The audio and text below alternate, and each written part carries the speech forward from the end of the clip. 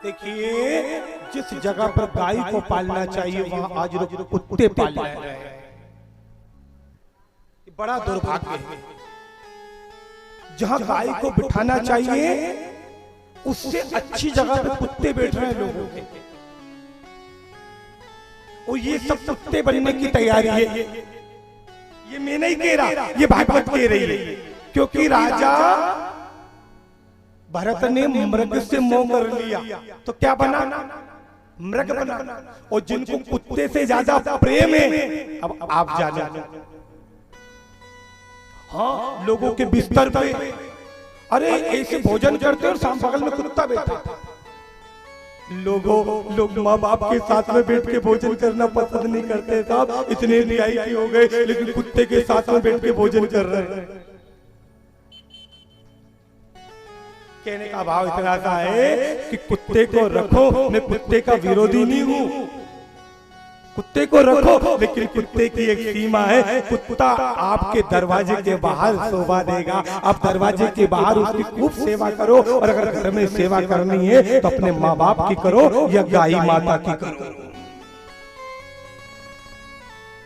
लेकिन गाय को तो भगा दिया, तो बेचारी ना जाने क्या क्या खाती फिर रही है। और याद रखना, जिसने भगाई है ना वो सुखी भी नहीं होगा। एक बात और, गाय की सेवा भी बहुत हो रही है, हर जगह गौशाला है। देखो, मैं विरोध तो नहीं करूंगा, खूब दान दीजिए गौशाला, खूब दान दीजिए, लेकिन थोड़ी सी अपनी पट्टी उतार करके दान दीजिए। उसी ही गौशाला, बहुत सारे लोगों को बात लगती मेरी, उसी गौशाला में दान दीजिए जिस गौशाला में दीनहीन गाय बनती है। लोग उस गौशाला में दान देते जिसमें 1-1 लाख की 50 गाय बनती है, जो 10 लीटर सुबह दे रही है, 10 लीटर शाम को दे रही है, और वो बेच के अपना घर भर रहा है और वहीं पर दान दे रहे हैं लोग। दान दीजिए, टिटोड़ा गौशाला में दान दीजिए, दान दीजिए। वैसे हमारे मनोहर राय साहब को दान मांगेंगे नहीं आपसे, लेकिन उनकी गौशाला में निस्वार्थ सेवा हो रही है गाय की, वहां दान दीजिए, दान दीजिए। संजय भैया चांडक जी की गौशाला है, पता नहीं है नहीं है, वहां दान दीजिए। दान ऐसी गौशाला में दीजिए जहां हमारी गुरुदेव की गौशाला चांदवड़ में है, वहां दान दीजिए।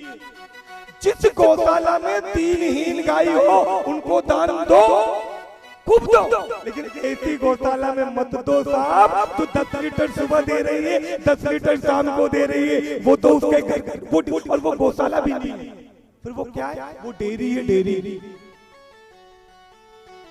और मैंने एक कथा में ऐसा बोल दिया, एक आदमी को बहुत बुरा लग गया, उसका फोन आया मेरे पास, बोले तुमने ये क्या बोला? मैंने कहा कोई गलत नहीं बोला। बोले हम शास्त्रार्थ करेंगे तुमसे। मैंने कहा तुम्हें तुम्हारे बाप की कसम है, तुम जरूर आना, तुम जरूर आना। बोले तुम गलत बोले। मैंने कहा मैं व्यासपीठ से हाथ जोर से जरूर बोलता हूँ, मैं तेज जरूर बोलता हूँ, क्योंकि मैं व्यासपीठ पे बैठने के बाद किसी के प्रभाव में नहीं बोलता, मैं मेरे स्वभाव में और मेरे नारायण के भाव में बोलता हूँ। मेरे नारायण ने मुझे विवेक दिया है, मैं गलत नहीं बोलता, लेकिन मैं किसी के पक्ष में भी नहीं बोलता तो किसी के खिलाफ भी नहीं बोलता। मैं बोलता हूँ तो सत्य बोलता हूँ। वो देना है तो ऐसी गौशाला में दान देना जो दीनहीन गाय हो।